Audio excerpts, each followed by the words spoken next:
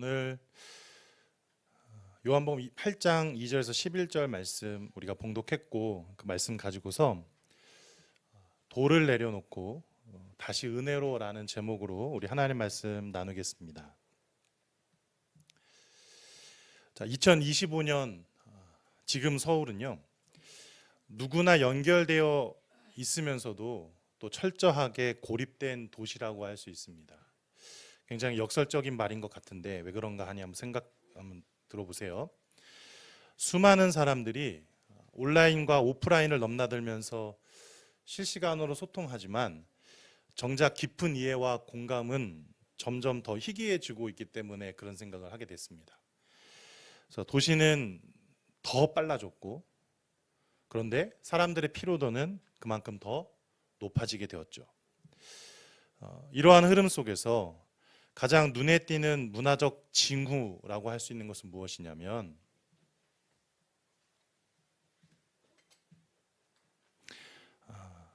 바로 정죄입니다. 정죄. 그것은 법정의 판결처럼 명백하지는 않죠. 그렇지만 일상 속에 깊숙이 침투하여서 사람들의 삶과 정체성을 조용히 파괴하고 있습니다. 오늘날의 정죄는 대개 문화적 정죄 그리고 정서적 정죄라고 이야기할 수 있겠는데요. 이런 거죠. 누군가의 말 한마디, 실수 하나, 그리고 과거의 결정 하나가 순식간에 낙인이 됩니다. 그게 가장 적나라하게 대표적으로 드러나는 곳이 바로 SNS죠. 어떤 발언이나 사진 아니면 단지 그냥 침묵했다라는 그 이유 하나만으로 문제 있는 태도로 해석되어서 비난받기 때문에 나의 의도와는 전혀 다르게 그렇게 다른 사람들에게 읽히게 됩니다.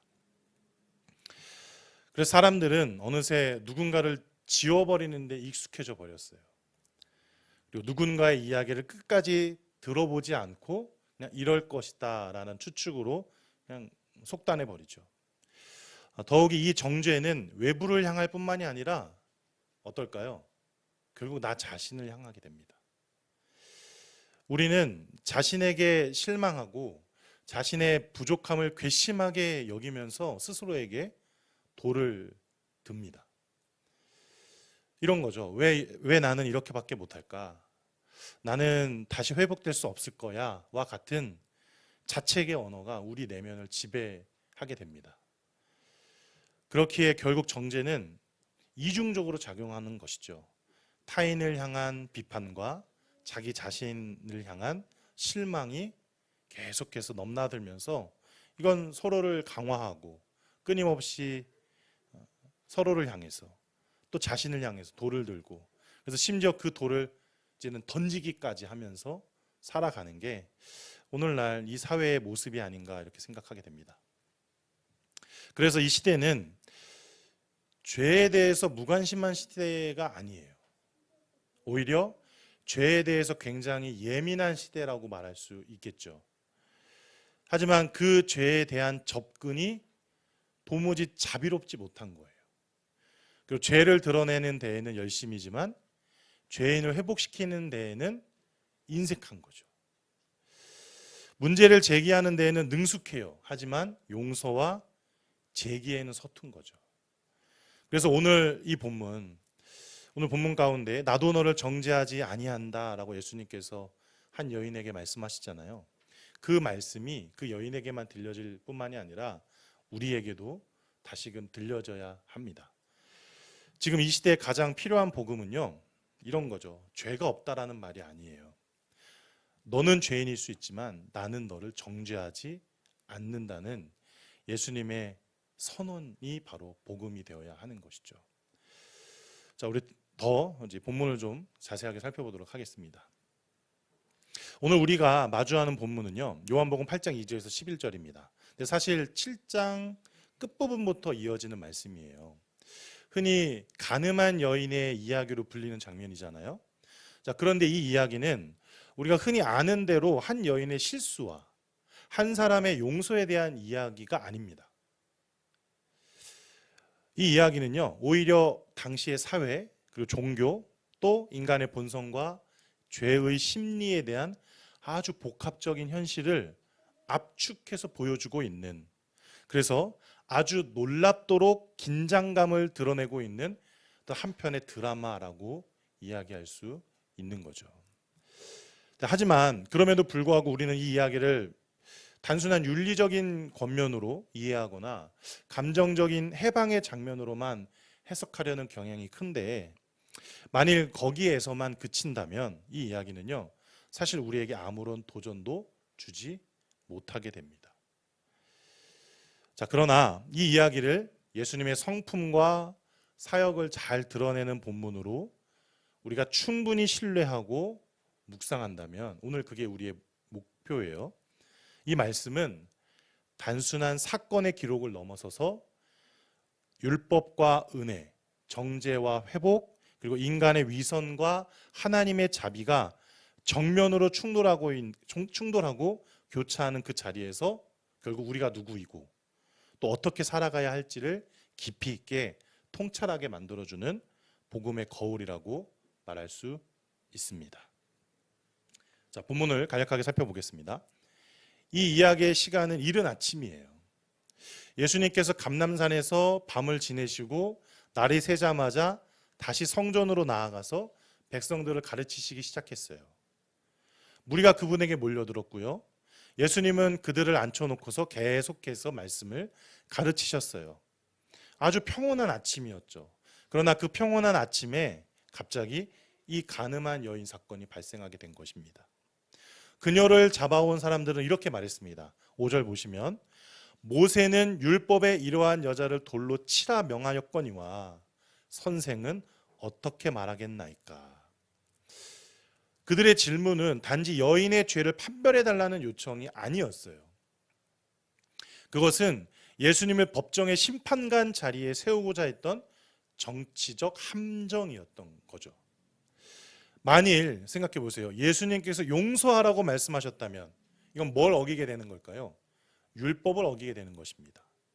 그래서 예수를 메시아로 받아들이려는 유대인들 가운데 보수적인 율법주의자들의 지지를 잃게 되는 그런 것이죠. 반대로 돌로 치라고 말씀하셨다면 어떤 걸 어기게 될까요? 당신은 로마의 식민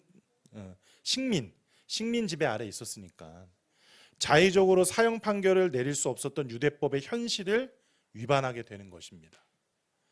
자, 그렇게 되면 예수님은 로마의 법정에 넘겨질 수밖에 없어요. 다시 말해서 그들은 예수님께서 어떤 답을 하시든지 고발의 명분을 얻고자 했던 것이죠.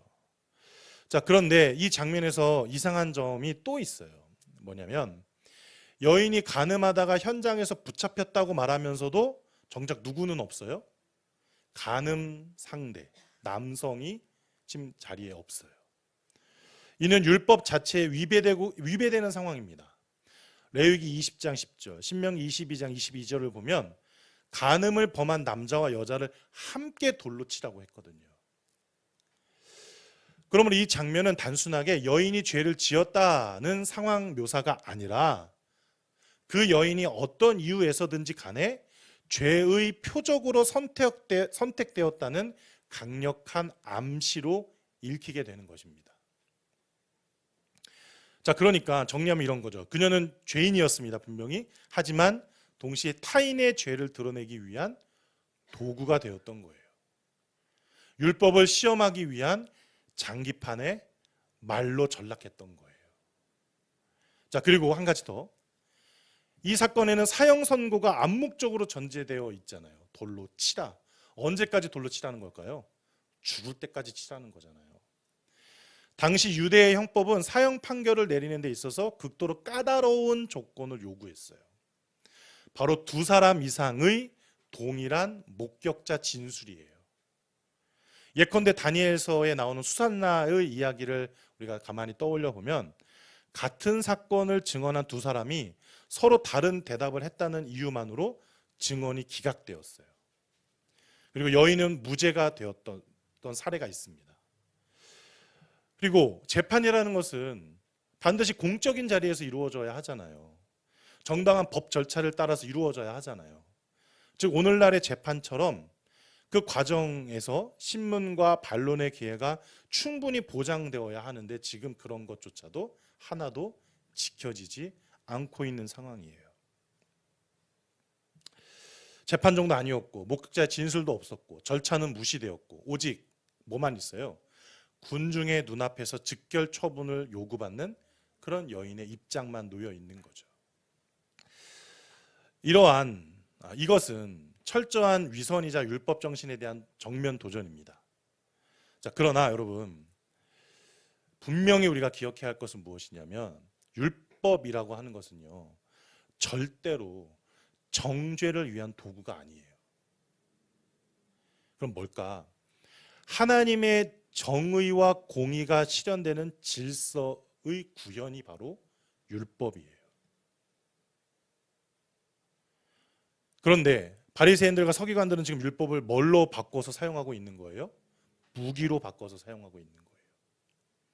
그리고 예수님을 공격하기 위해서 누구마저도 이용하고 있는 거예요?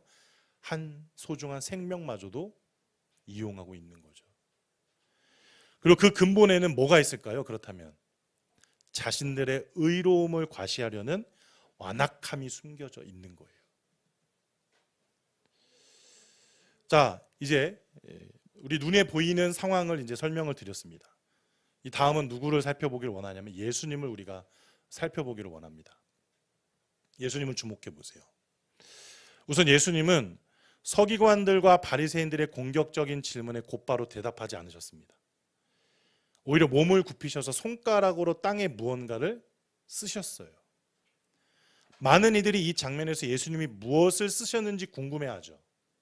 그러나 성경은 그 내용에 대해서 철저하게 함구하고 있습니다. 분명한 것은 예수님의 이 행동이 시간 끌기를 위한 전략이 아니라는 사실이에요. 그럼 뭘까? 바로 진리를 드러내기 위한 침묵의 시간이었다라는 거죠. 주님은 시끄러운 군중과 조급한 종교 지도자들의 열띤 비난 사이에서 오히려 조용한 침묵으로 진실을 주목하셨어요. 따라서 이 침묵은 단지 말씀이 없었다라는 뜻이 아니라 하나님의 말씀이 있기 이전에 반드시 필요했던 침묵의 무게를 보여주고 있는 장면인 거죠. 즉 성급한 판단이 아니라 깊은 양심의 직면. 예수님은 그 자리에서 누가 죄인인가 라는 질문을 말이 아니라 침묵으로 던지셨던 거예요. 그리고 그 침묵이 끝난 후에 마침내 예수님은 자리에서 일어나셔서 이렇게 말씀하셨죠. 너희 중에 죄 없는 자가 먼저 돌로 치라. 여러분, 이 한 문장은 신약 전체를 통틀어서 가장 전복적인 모든 것을 뒤엎는 말씀 중에 하나라고 할 수 있습니다. 보세요. 예수님은 결코 율법을 폐기하지 않으셨어요. 오히려 율법을 더욱 본질적으로 해석하셨어요. 그리고 그 정신의 심연을 꿰뚫어서 드러내셨어요. 당시에 모세 율법은 사형을 요구할 때 그 사형의 첫손은 반드시 죄를 목격한 증인이 행사해야 한다고 구정하고 있었는데, 즉 먼저 돌로 치라는 예수님의 말씀은 단지 물리적인 행사 권한을 넘어서서 그 사람이 책임을 감당할 수 있는 윤리적 자격이 있는지를 지금 묻고 있는 선언이라는 것이에요. 오늘날 갈수록 깊어지는 우리나라의 사법체계에 대한 불신을 한번 생각해 보세요. 법은 정의를 실현하는 도구여야 하지만 실제 법정에서는 때로 진실이 외면당하기도 하잖아요. 절차와 형식만 남는 경우가 허다합니다. 죄의 질에 대한 숙고 없이 고발한 검사가 작성한 고소문을 거의 그대로 판결문에 인용하거나 구체적 정황을 무시한 채 이전의 판례만을 기계적으로 적용하는 일이 빈번하게 벌어지고 있어요. 강력범죄에 대해서 어떻게 저렇게 선고할 수 있냐고 불만을 가지시잖아요. 그때 판사들이 의뢰에 꺼내는 말이 이전의 판례를 적용했다라고 이야기하는 거예요. 근데 이전의 그 상황과 지금의 우리 사회의 상황이 같냐고요. 그래서 국민들이 정의롭다기보다 예상 가능한 판결에 만족해야 하는 현실이 지금이에요. 그렇기 때문에 사법의 본질에 대한 회의로 이어지고 있는 거죠. 이런 불신은 결국 정의를 사모하는 이들로 하여금 더 이상 법정이 진실을 밝혀줄 수 있는 곳이 아니라 냉소로 이끌어가고 있습니다. 근데 지금 예수님의 상황도 마찬가지인 거예요. 너희 중에 죄 없는 자가 먼저 돌로 치라는 예수님의 말씀이 있고 난 뒤에 군중의 반응은 어땠어요? 놀랍도록 조용해졌죠. 심지어 어른 아이 할 것 없이 하나둘 돌을 내려놓고 자리를 떠나기 시작했어요. 여러분, 이것은 그들이 예수님의 말씀에 감동했기 때문에 그렇게 반응한 게 아니에요. 각자 자신의 죄, 자신의 위선, 자신의 책임을 정면으로 마주했기 때문에 나는 심판하는 사람으로서 자격이 없다는 것을 깨달았기 때문에 어느 누구도 자신의 삶이 투명하고 동기와 행동이 일치하며 하나님의 정의 앞에 설 수 있다는 확신이 없었기 때문에 어쩔 수 없이 보일 수밖에 없었던 죄인의 본능적인 선택이었던 거죠.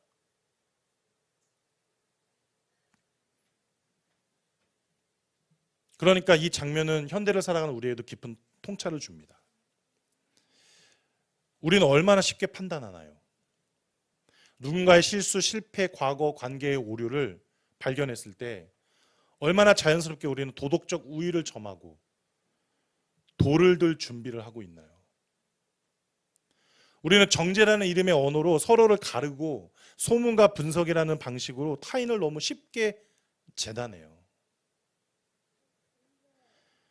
그러나 예수님의 말씀은 오늘도 똑같이 우리에게 깊은 울림을 줍니다. 너는 정말 죄 없는 자인가? 너는 이 정죄에 대한 책임을 질 수 있는가? 하고 말이죠. 여러분, 그 어떤 정죄에도 자기 고백 없는 판단은 복음의 정신과 맞닿지 않습니다. 예수님은 지금도 우리에게 묻고 계세요. 정죄하려는 너의 손에 들린 돌은 과연 정당한가? 그러나 복음은 다르죠. 복음이 뭔가요, 여러분? 그 누구도 돌을 던질 수 없다는 게 복음이에요. 단 한 분만이 죄 없으신 분이시고 오직 그분만이 돌을 들 자격이 있으신데, 그러나 그는 결코 그 돌을 들지 않으셨다. 이게 바로 복음이에요.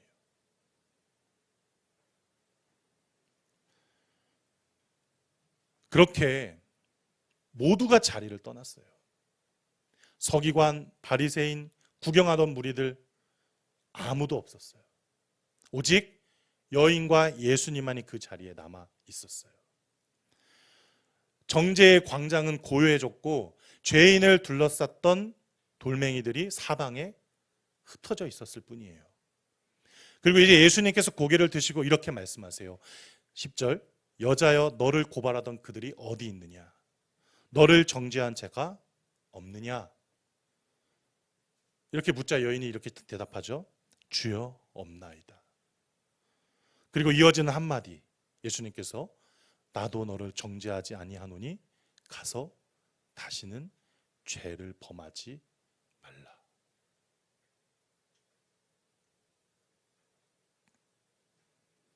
여러분, 기독교 복음의 정수가 이 짧은 문장 안에 다 담겨 있어요.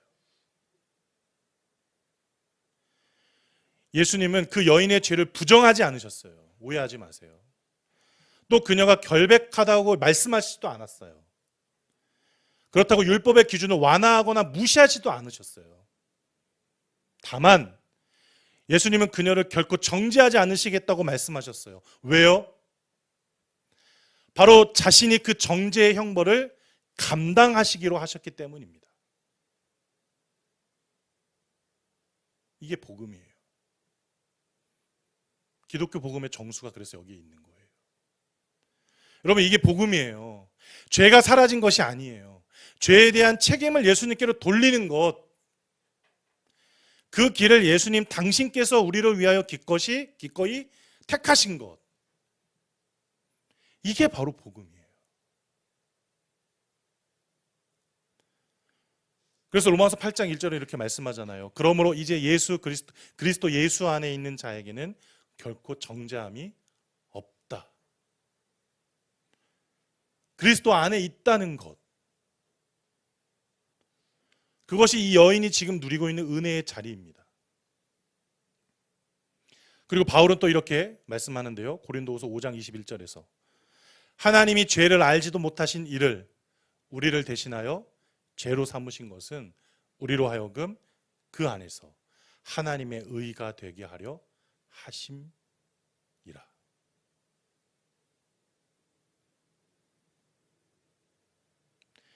예수님께서 여인을 정죄하지 않으신 이유가 바로 이거라고요. 자신이 그 죄의 대속자가 되셨기 때문에. 여러분, 그러니까 십자가를 향한 예수님의 걸음은 이미 시작되었다고 봐야 하는 거죠. 그리고 그 걸음은 이 여인의 죄값을 포함하고 있다는 거죠. 여러분은 이 사실을 분명히 기억하고 계세요? 기억할 뿐만 아니라 온전히 누리고 계세요? 복음을 알지 못하고 복음을 누리지 못하고 있다면 어때요? 우리는 여전히 죄의 저주 아래 있는 것입니다. 그리고 더욱더 놀라운 사실은 예수님께서 지금 복음을 제시하는 순서예요. 가만히 한번 보세요. 예수님은 먼저 다시는 죄를 범하지 말라고 말씀하시지 않았어요. 예수님은 먼저 나도 너를 정죄하지 않는다고 말씀하셨죠. 이 순서가 기독교 신학의 본질이에요. 보세요. 복음은 순종을 조건으로 하지 않습니다.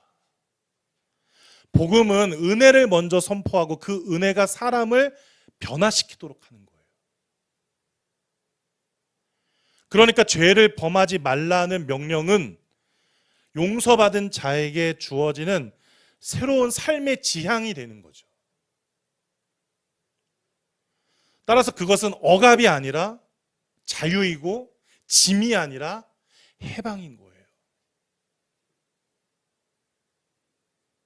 그런데 우리는 종종 이 순서를 거꾸로 말하잖아요. 내가 언제 그랬어? 가만히 한번 생각해 보세요. 죄를 짓지 않아야 정죄를 받지 않는다고 이야기하잖아요. 그리고 이렇게 말하죠. 잘 살아야 하나님이 나를 또는 너를 받아주실 거야. 근데 그건 복음이 아니라고요. 여전히 율법의 지배 아래 있는 거라고요.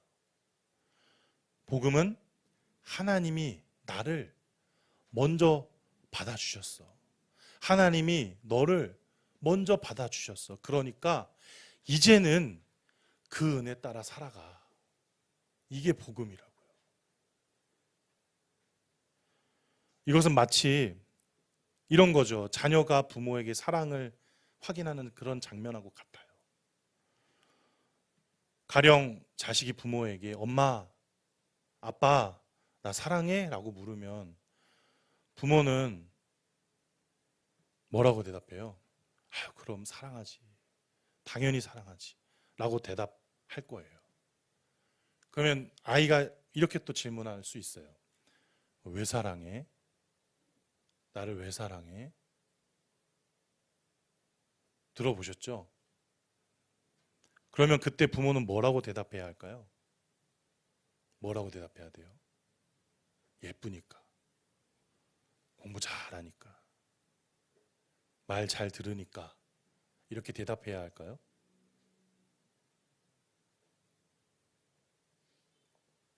아니죠. 그렇게 대답하면 그는 진짜 부모라고 할 수 없어요. 진짜 부모라면 이렇게 대답하죠. 너니까, 내 딸이니까, 내 아들이니까. 그리고 나서 이런 말을 덧붙이는 거예요. 그러니까 공부 좀 해. 그러니까 좀 가서 열심히 살아.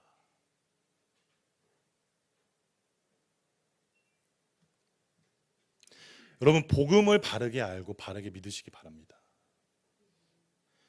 예수님의 이 말씀은 단지 한 사람의 과거를 덮어주는 그런 따뜻한 말씀이 아니에요. 그것은 온 인류를 향한, 그러니까 오늘 우리를 향한 선언이고 십자가 위에서 확증된 약속을 지금 이야기하고 있는 거예요. 그러나 여러분, 정말 우리가 이 복음을 믿고 있을까요? 정작 우리 마음은 이 선언 앞에서 어떤 반응을 보이고 있을까요? 애석하게도 이 선언은 우리에게 그렇게 쉽게 들리지 않습니다. 우리는 그보다 먼저 서로를 정죄하는 데 익숙해요. 확인해 보세요. 남들이 돌을 들기도 전에 이미 자기 마음속에 자기를 향한 수많은 돌을 지금 이미 던지고 계시진 않으세요? 과거의 실수, 반복되는 중독, 관계의 상처, 실패한 다짐들, 그 모든 기억들이 하나의 문장을 속삭이죠. 나는 안 돼. 그리고 이 말은 점점 더 굳어져 가요. 나는 바뀌지 않을 거야. 나는 하나님께도 사람들에게도 결코 소망일 수 없어.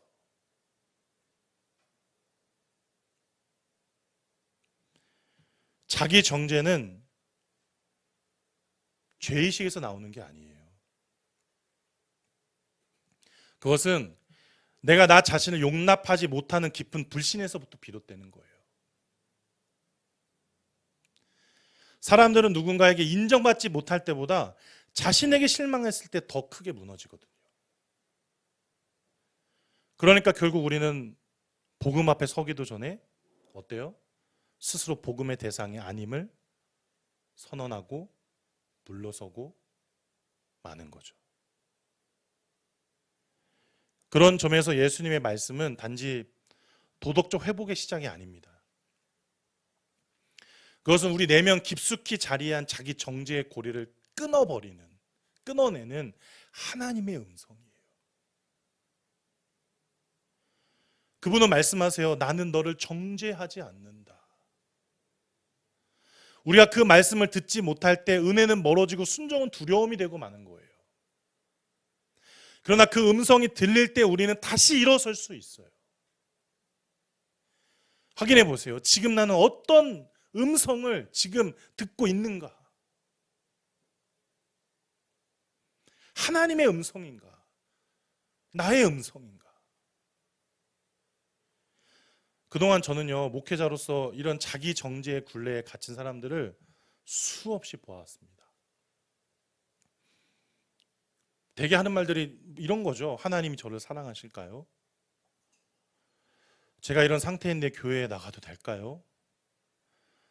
기도가 잘 안 돼요. 하나님이 저를 멀리 하시는 것 같아요.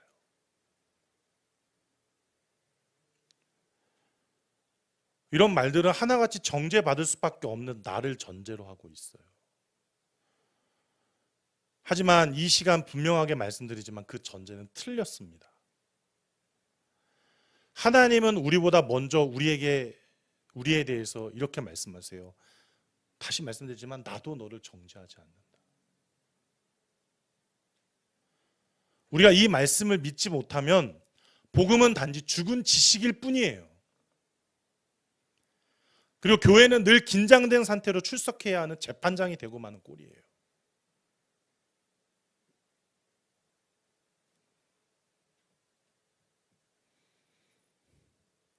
그리고 이 정죄의 굴레는 때로 타인을 통해서 강화되기도 하잖아요. 교회 공동체에서의 비교, 가정에서의 상처, 사회적 실패, 직장에서의 좌절. 가만히 한번 생각해 보세요. 거기에 항상 뭐가 도사리고 있는지. 우리로 하여금 나는 다른 사람보다 못하다는 낙인을 계속해서 만들고 있어요. 그 안에서. 그리고 그 낙인은 다시금 우리를 정죄로 이끄는데 이게 반대로 발현되면 뭐예요? 허세로 나타나고 다른 사람들을 짓밟아서 나의 못남을, 나의 어리석음을 드러내지 않으려고 포장하는 것뿐이죠.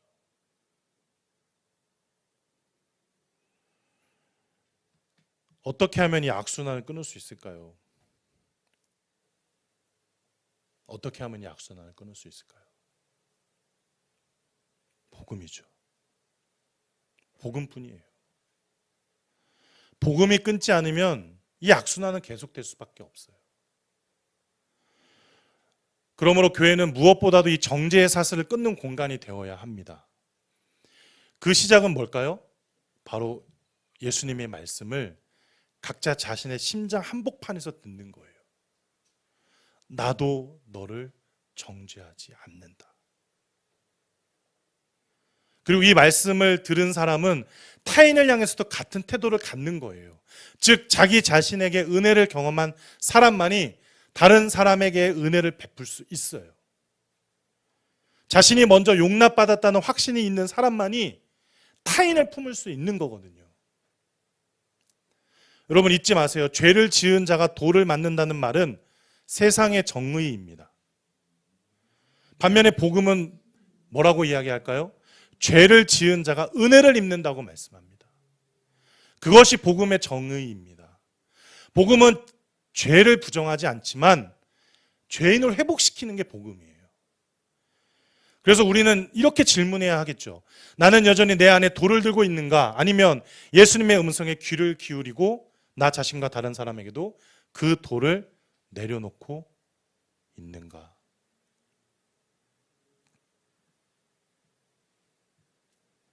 복음을 듣고 복음을 믿고 기꺼이 그 돌을 내려놓으시기 바랍니다. 사실 이전에 저도 예외는 아니었습니다. 목사라고 타인과 자신을 향해서 돌을 내려놓는 일이 그게 그렇게 쉬운 일이 아니에요. 때로는 강단에서 복음을 전하면서도 내 안에서는 정죄의 돌을 내려놓지 못한 채 자격 없는 자신을 향해서 수많은 돌을 던지고 말았거든요.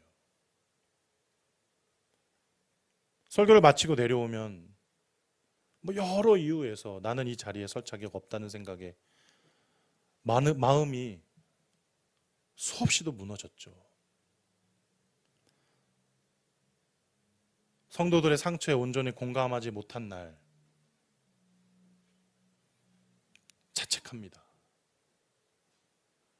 가족에게 짜증 섞인 말투를 내뱉은 날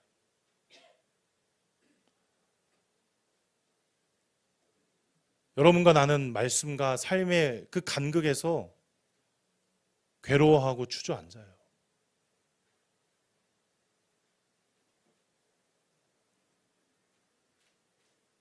목사도 똑같은 사람입니다. 그런데 그런 날마다 들려온 말씀은 이거 하나뿐이었어요. 나도 너를 정죄하지 않는다. 그 말씀은 단순하게 저를 위로하려는 차원의 말이 아니에요. 그것은 언제나 다시 시작하라는 부르심이었고 복음의 진실을 내 존재 깊은 곳에 새기게 만드는 선언이었어요.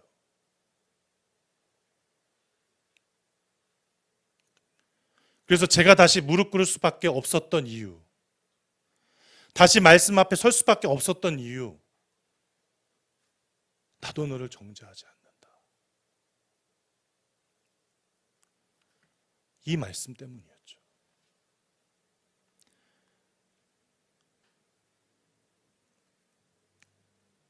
이것뿐일까요? 동일한 은혜가 타인의 삶 속에서도 얼마든지 역사한다는 것을 저는 봤습니다. 오랫동안 교회에 출석하지 않았던 청년, 반복되는 실패와 습관적인 죄로 인해서 점점 그는 자신을 포기했고 결국 아무 말 없이 교회를 떠났던 거예요. 근데 몇 달 뒤에 우연하게 다시 만난 자리에서 저는 그에게 조심스럽게 말을 했어요. 하나님은 여전히 너를 사랑하셔. 예수님은 여전히 너를 정죄하지 않으셔. 그랬더니 그 청년은 잠시 고개를 푹 숙이고 있다가 눈물을 흘리면서 이렇게 말했어요. 목사님, 저는 그냥 정리된 사람이 되고 싶었어요.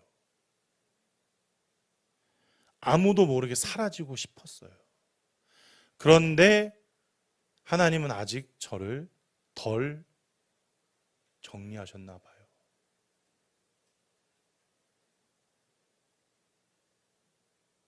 사실 저를 교회로 인도한 친구의 이야기예요.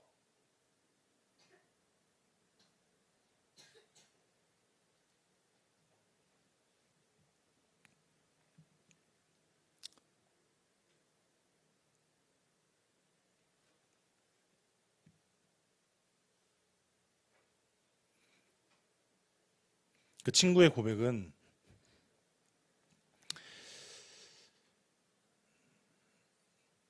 저에게 깊은 울림을 주었습니다. 그게 여전히 남아있어요.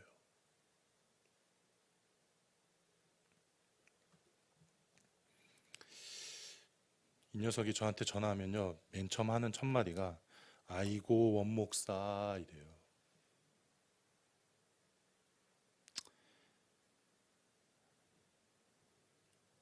그렇습니다. 하나님은 우리를 정죄로 정리하시는 분이 결코 아니에요.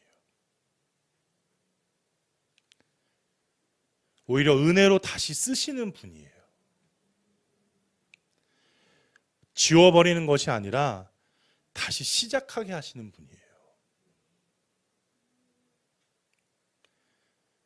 그리고 저는 오늘 여러분에게도 그 복음을 지금 전하고 싶습니다.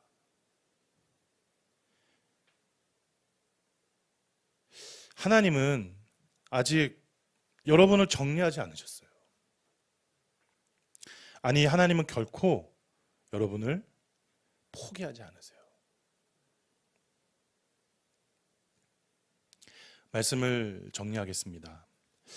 오늘 본문에서 정죄의 현장에 끌려온 여인이, 그 이름은 기록되어 있지 않았습니다. 그러나 굳이 그 이름을 알 필요는 없어요. 왜 그럴까요? 사실 그 자리에 선 인물은 곧 나였고 우리이기 때문이에요.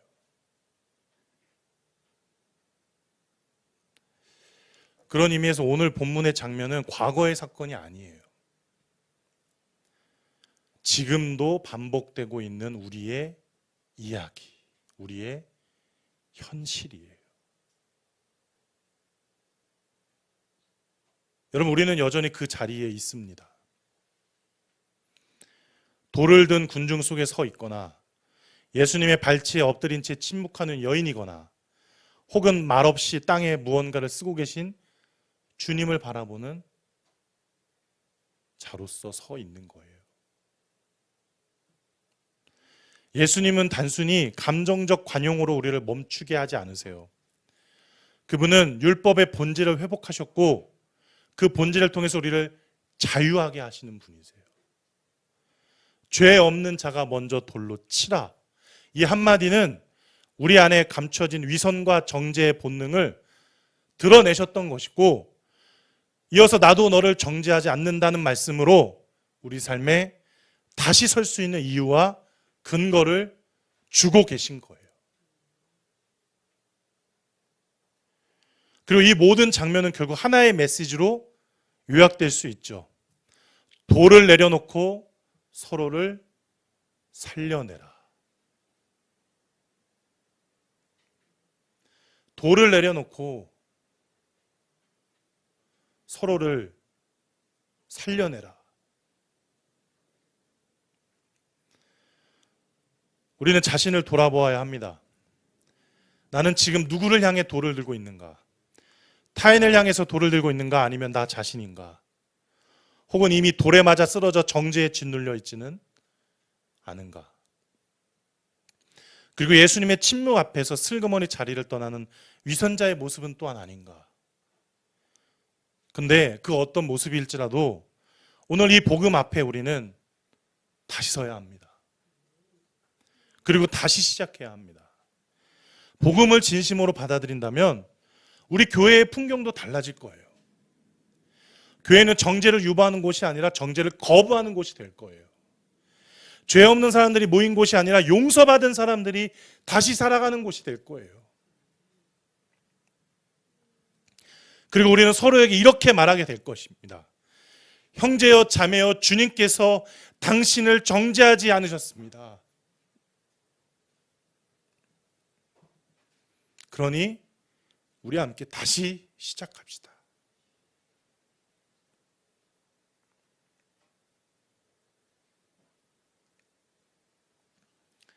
이것이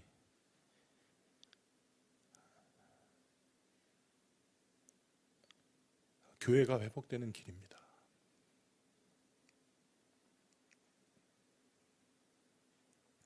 그리고 세상이 교회를 다시 신뢰하게 되는 길입니다.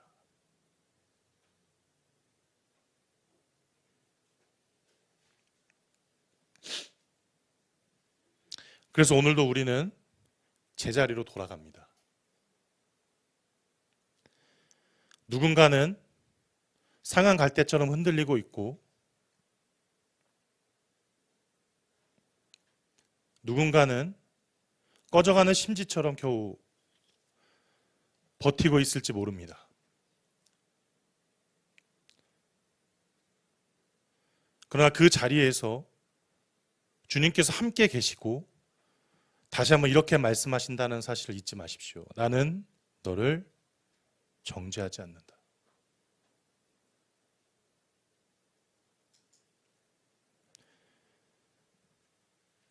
면죄부가 아니에요. 새로운 삶으로의 초청입니다. 은혜의 능력으로 다시 걸어가라는 주님의 부르심입니다. 그러니까 다시 말씀드립니다. 돌을 내려놓으세요. 돌을 내려놓으세요.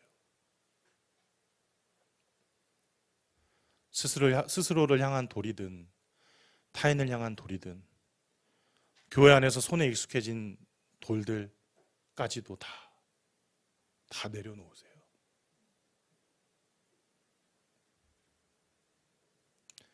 그리고 온전한 손으로 주님의 손을 붙잡으세요. 정죄를 대신 짊어지신 그분의 손을 여러분 붙잡으세요. 그 은혜 위에 우리는 다시 설 수 있습니다. 그리고 그 은혜로 서로를 살리고 함께 살아가는 공동체를 세워나갑시다.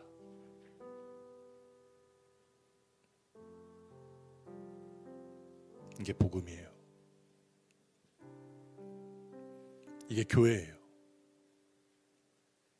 이게 우리 공동체가 끝까지 붙들어야 할 유일한 길입니다. 기도하겠습니다.